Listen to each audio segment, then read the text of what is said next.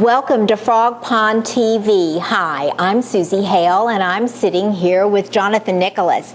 Jonathan is the CEO of the CEO Company. Jonathan, tell us a little bit about the CEO Company and being the CEO of the CEO Company. Sounds a little redundant there, doesn't it? Actually, when I was considering going out onto the consulting field, and after leaving managing a large franchise organization in the Midwest, I began to think of what are some of the needs that the brokerages or sales-based organizations are needing today. And what I saw was that there was a certain need out there for C-level talent.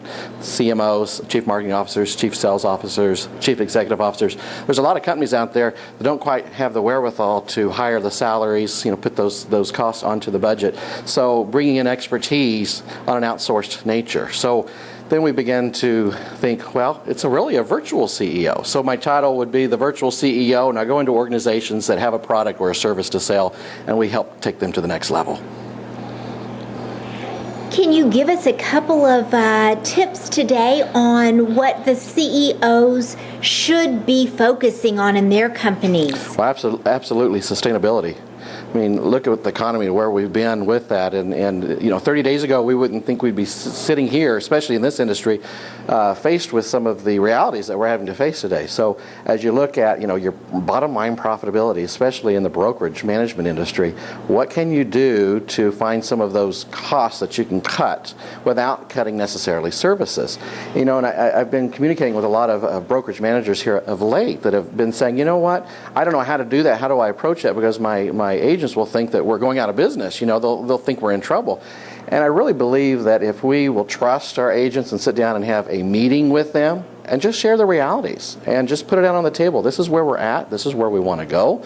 This is what we're going to have to do if we're going to survive this crisis. And this is the sacrifices that both of us are going to need to make. So let's see what we can do to put a plan together to succeed. And if you have that open and honest conversation, you're going to be able to get a lot further than to send out a memo one day that says, oh, by the way, we cut this, and this, and here's your Thanksgiving, greeting, and have a great next year. So you don't want to do that kind of stuff. Certainly, I think there's a lot of real talk going on here in these meetings in regards to what are we going to do this coming year.